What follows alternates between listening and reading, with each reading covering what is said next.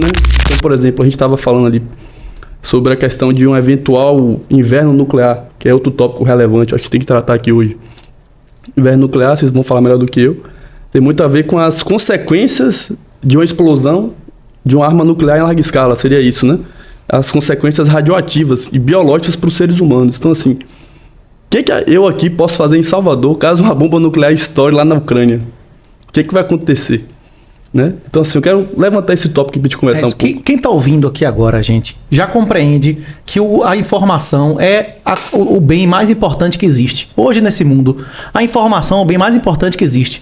A Ucrânia tem 50 vezes menos recursos militares e a maioria das pessoas acha que a Rússia está perdendo a guerra. Não é isso por quê? Guerra de contra-informação é informação. As pessoas estão torcendo, indo morrer pela Ucrânia por causa da informação e contra-informação. Os caras estão recebendo informações de que é uma invasão, de que é violento, que é uma democracia, não é isso? Então, as pessoas que estão dedicando 2-3 horas a nos ouvir agora, compreendem que hoje, mais do que ouro, mais do que Bitcoin, a coisa mais importante que existe hoje é a informação. Médico, consultor de investimento, advogado, se você gastar antes, bicho, você gasta dezenas de vezes mais. Se você for contratar depois, você vai contratar bombeiro, não é preventivo, qualquer lugar civilizado, o preventivo suplanta o litigante, né? Mas voltando, a questão é a seguinte, se você fizer, inclusive no livro tem gráfico disso, inclusive fundamentos históricos, a prata perdeu do ouro sistematicamente nos últimos 50 séculos. Já aconteceu da prata triplicar em ouro, dá um pump, mas no longo prazo o ouro sempre bate da prata, e a prata sempre bate do cobre, e o cobre sempre bate do ouro nos últimos 5.000 anos. Por quê? Por que isso? Porque existe uma relação de estoque e fluxo. O preço das coisas é determinado por oferta e demanda, não é isso? Por oferta e demanda. Só que a oferta e demanda, as duas elasticidades, a elasticidade da oferta e da demanda, ela pode ser concentrada em um indicador, que é o quanto se produz daquilo em relação ao quanto daquilo que existe em estoque. Essas duas informações, elas concentram a oferta e a demanda do negócio, certo? Por exemplo, um bem como um tomate, se tiver uma quebra de safra, o estoque é zero. Se não tiver nenhum tomate, o tomate vai valer preços altíssimos, não é isso? Tem estoque de tomate fresco? De 2, não tem, não é isso? Então, esse é um exemplo. Se produz mais prata ou ouro? Se produz mais ouro do que prata. Tem muito mais ouro em estoque do que prata. Por que o ouro vale mais? Porque o ouro estocado é muito maior em relação ao ouro que é produzido. É a relação. Não é a quantidade que é produzido de ouro. Né? Por exemplo, porque o ouro é mais raro. A quantidade de paládio, de platina, de ródio que existe no mundo, o ródio é milhares de vezes menor do que o ouro. Como é que o market cap do ródio é relevante em relação ao do ouro? É a relação de estoque e fluxo. Porque se produz muito ródio por ano em relação ao ródio que tem estocado. Todo ouro que já foi minerado, praticamente, tem uma quantidade de perda, mas 98% do ouro, o ouro do Egito Antigo, o ouro de aluvião que se achou no chão, ainda pode estar em sua corrente e tal. É por isso que o ouro vale sistematicamente uma reserva de valor superior à prata, e a prata do cobre e o cobre do ferro. É por isso que ele é dentre as coisas naturais. Só que o ouro também vem sofrendo uma demonetização enorme. Você não vai dizer que hoje a importância do ouro no mercado internacional é a mesma da época do Gold Standard, que todas as moedas eram lastreadas em ouro. Hoje a moeda fiduciária é a moeda do demônio, é a moeda da mentira, é a moeda que financia o crime, que dá poder infinito aos políticos de gerarem dinheiro, inclusive no caso do Japão, estatizando a maior parte dos ativos privados. Hoje em dia, inclusive o livro explica como o Bitcoin é um imperativo moral por isso. Você investir em FI, investir em ações, investir em coisas que enriqueçam políticos, que você considere ladrões, faz você ser comparsa do ladrão que você está dando poder e dinheiro a ele. Inclusive, no livro tem uma análise histórica em relação a isso, e ele compara o Bitcoin em relação ao ouro. Até o ano passado, a inflação do Bitcoin era muito maior do que a do ouro, só que a inflação do Bitcoin cai a cada 4 anos. É por isso que você vê, o Bitcoin é 1 centavo, é $1, é 30 mil, é 10 mil, é 50 mil dólares, é 60 mil dólares. É porque a oferta dele é assintótica. Ele cai a metade a cada 4 anos. Hoje a oferta do Bitcoin já é menor do que a do ouro. Daqui a 4 anos vai ser 1/3 e depois vai ser 10 vezes menos. Tipo, nunca vai existir nunca vai existir mais do que um Bitcoin para cada 27 quilos de ouro. Mas daqui a 100 anos vai ser 60. Então, enquanto existir internet, isso tende a ser uma reserva de valor superior a qualquer outro bem que já tenha existido na história da humanidade. E se vocês procurarem também a teoria da moeda, quanto menos física, quanto menos utilidade física a moeda tiver, ela consegue atingir um nível maior de abstração, de ter menos distorção em relação à realidade. Tem uma passagem na literatura que é extraordinária para você entender isso, de Robinson Crusoe, Sexta-feira. Robinson Crusoe tinha uma arca cheia de moedas. Ele explica Sexta-feira que as moedas servem para as pessoas servirem ele, que você dá uma moeda e você consegue uma prostituta, que você dá uma moeda e que você consegue um pão, uma cerveja, as pessoas servem, se curvam a ele, não é isso? Você lembra de Robinson Crusoe? Sim. Você lembra o que aconteceu com Sexta-feira e as moedas? Rapaz, eu acho ele quando criança esse livro. E ele é a versão de criança. Ele coloca o sexta-feira pra servir ele durante 2 anos. Ele dá uma moeda por dia pro cara caçar, pro cara pescar, pro cara limpar ele, não sei o que lá. E no final o cara, agora você vai me servir. Ele disse, eu não quero moeda. E o sexta-feira joga moeda no mar, não vale mais porra nenhuma. O dinheiro é o que as pessoas aceitam que é, não é isso? Só um comentário literário, Renato. Eu não quero moeda pra se fuder. Seu otário. Você falou da moeda do demônio? O quê? Deixa eu fazer uma citação literária. Essa foi ótima. Já falamos sobre isso, mas eu vou falar aqui pra nossa audiência, pro pessoal aqui da mesa. O maior autor alemão, o Goethe, é assim que pronuncia, né? A gente fala Goethe, né? Goethe. No Fausto, parte 2, Mefistófeles, o demônio, é que dá essa ideia genial. Rapaz, esquece de moeda de ouro, vamos fazer um papel aqui. O que a gente escrever não é isso? Sensacional, velho. Cara, o papo tá muito bom e tem mais perguntas aqui. Tatiana Goiana fala aqui, estamos em guerra híbrida, onde um braço da guerra, onde é um braço de guerra e o outro informacional. Perfeito, isso mesmo, Tatiana. Falando dessa coisa, daqui a pouco eu vou ler o de Henrique. Falando dessa coisa informacional, tem umas teorias de que o Putin não anda bem há um bom tempo. Eu lancei isso aqui com prioridade, antes de sair essa notícia, viu? Semana passada, inclusive. Eu tirei isso. Sei lá, eu inventei essa coisa, mas agora tá vendo aí. E aí o pessoal foi analisar durante esse período de pandemia, né? Que dizem que ele teve um câncer de bexiga, se eu não me engano. E aí ele fez o tratamento, fez quimioterapia.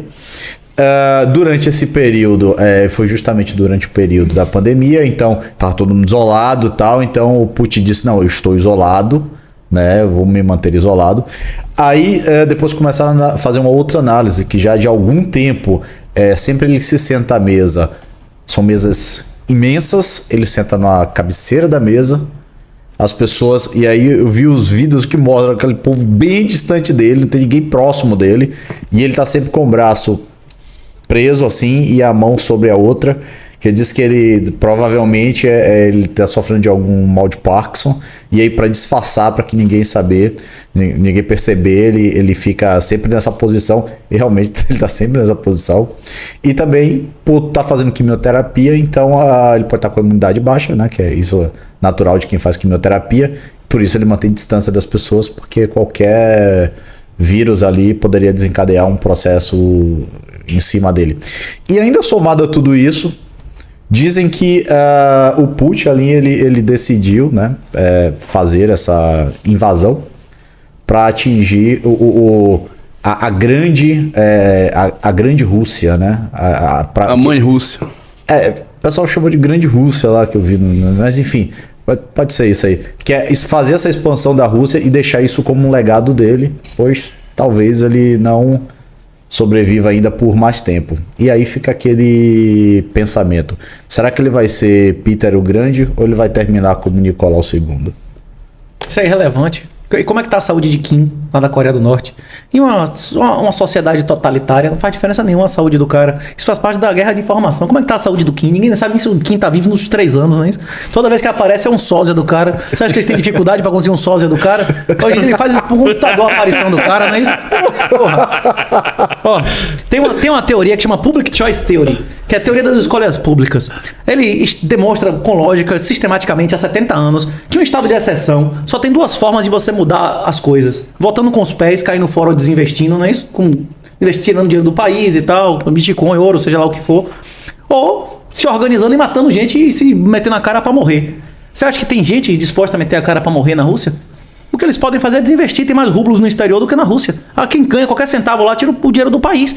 O Brasil, o grande problema do Brasil econômico, além das instituições, né, que não vale a pena ser honesto ou vagabundo nesse país?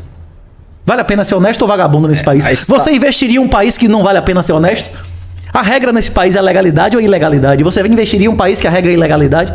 Então, tipo assim, não votar é irrelevante. Você acha que o voto de você, seu voto, já são combinados o mesmo órgão que legisla, que julga, executa e conta os votos? Pô, você acha que você acredita numa eleição dessa? O próprio Stalin dizia, né, que o que é importante é o cara que conta os votos, né?